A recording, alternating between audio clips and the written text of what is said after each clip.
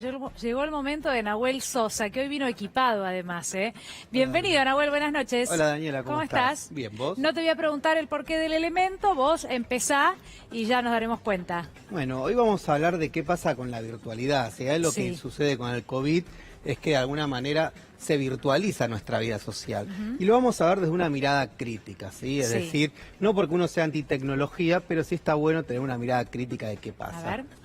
Para eso vamos a utilizar un concepto que es la alienación. ¿Vos viste la película El Náufrago? Sí, no la vi. ¿Sabes que no? Bueno, El Náufrago es Tom Hanks, el protagonista, está en una isla, se queda y agarra una pelota de vóley y le pone, como que le pinta, le pone la cara, la hace como una persona. En un momento hay una marea y el protagonista está dispuesto a tirarse para salvar a la pelota. Vos decís, ¿por qué está dispuesto a salvarse por una pelota? Porque en ese momento no representa una pelota. Representa al otro. Representa al otro. Es algo que nosotros en ciencias sociales llamamos como un proceso de subjetualización, es decir, cuando representa otra cosa. Entonces, ¿qué es lo que hace esto? Cuando hablamos de alienación, quiere decir en alemán extrañamiento. Nos referimos a que alguien crea algo y eso que vos creaste de alguna manera se independiza, lo ves como ajeno. Se te vuelve en contra. Algunos filósofos, por ejemplo, algunos discípulos de Hegel, lo usaban para explicar el tema de la religión. En ese pleno momento entre la ciencia y la religión decía, bueno, uno crea a Dios, es una creación humana, y termina subordinado.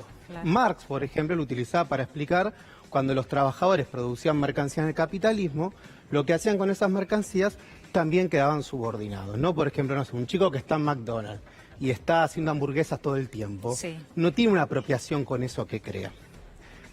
¿Por qué usamos este concepto? Porque en la alienación uno crea esas redes sociales y sin embargo eso que creamos muchas veces lo vemos como ajeno. Entonces, ¿por qué esto? Mirá, somos seres solitarios, en permanente contacto. Estamos en red, pero la comunicación actual se basa en la no escucha.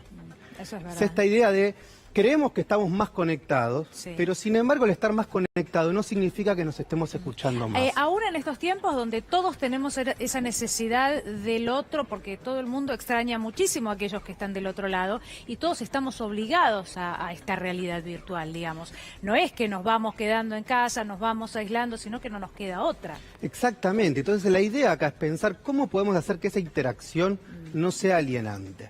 Porque hay un filósofo que se llama Byung-Chul Han, que tiene una mirada crítica que dice, ojo, que en el goce puede haber opresión. Viste que vos a veces te quedás su alienación, tenés que ir a laburar a las 8 de la mañana y te quedás viendo serie hasta las 6.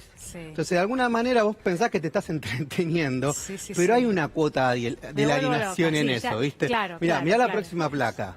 ¿No? Vos, por ejemplo, agarrás y decís, en el panóptico digital, porque algunos dicen, ojo, que también la virtualización de la vida lleva a un control de los datos de los individuos. En el supuesto goce, lo que te decía recién, también puede haber alienación. Es decir, alienación con esta idea, volvamos a esta idea de la pelota de yo creo algo, pero eso que creé, de alguna manera, me termina dominando. Yo creo las redes sociales, pero no me siento como propio. ¿Viste? Hay gente, porque había un programa Second Life, donde la gente creaba un personaje y el personaje virtual terminaba superando al personaje real. Digo, se diluyen las fronteras entre la virtualidad y la realidad. Y a lo que vos decías antes, que tiene que ver con la placa siguiente, hay una antropóloga que es Rita Segato, una gran teórica del feminismo, que plantea que una de las cosas que hace la virtualidad es justamente esto. La pandemia nos muestra la importancia de la copresencia y la materialidad de los cuerpos. Es decir, esta idea de la importancia de poder estar con el otro, del placer no solo en términos sexoafectivos, sino del placer en el sentido de la amistad, del vínculo, es decir, de alguna manera nos desmaterializa. El abrazo, nos dice, con la familia, con los padres. El abrazo, el vínculo, el gesto, es decir, eso que no puede sustituir nunca la tecnología. Entonces, ¿por qué es esta idea? Esta idea es para decir, obviamente que podemos estar en computadora, pero también podemos leer un libro, también podemos cocinar, es decir, también podemos reencontrarnos con el vecino, charlar, es decir, volver a una idea de no idealizar una determinada virtualización que nos termina alienando. Es verdad, te entiendo. La verdad que es interesante plantear a ver cómo va a ser también después, cómo continuarán siendo las relaciones humanas, ¿no? Después de esta virtualidad. Yo escucho una gran cantidad de adultos adultos mayores, Nahuel, que dicen, bueno, ahora aprendí un montón de cosas con la computadora, estoy a full con internet, hago mis trámites, hablo con todo el mundo, descubrieron toda una gran cantidad de posibilidades que hasta ahora no conocían. Bueno, un poco por obligación y padeciéndolo también, con mucho esfuerzo y con mucha angustia, porque no es lo mismo. Pero hay que ver qué es lo que queda de bueno, ¿no? Hay como que empezar a limpiar y ver qué es lo positivo de este tramo que nos tocó vivir, qué es lo que queda como costumbre y demás, ¿no? Hay muchísimo para ver. Yo creo que ahí es importante siempre pensar que las redes sociales son un medio y no un fin. Sí, que nunca pueden sustituir la interacción. Exactamente. Y este filósofo surcoreano que les decía, bueno, y vive en Berlín, Byung-Chul Han, que tiene una mirada crítica a esta etapa que vive nuestra humanidad, dice, en el enjambre digital consta de individuos aislados. Sí. ¿Por qué esta idea? Porque nosotros pensamos que estamos conectados y que estamos con un montón de gente y que todo estar con ese montón de gente nos estamos realizando. Y esa es una falsa idea. Vos podés estar muy conectado y sin embargo cada vez aislarte más. Entonces, por eso la idea de poder, no usar las tecnologías, tener una mirada crítica de lo que usamos. Bien, muy bueno.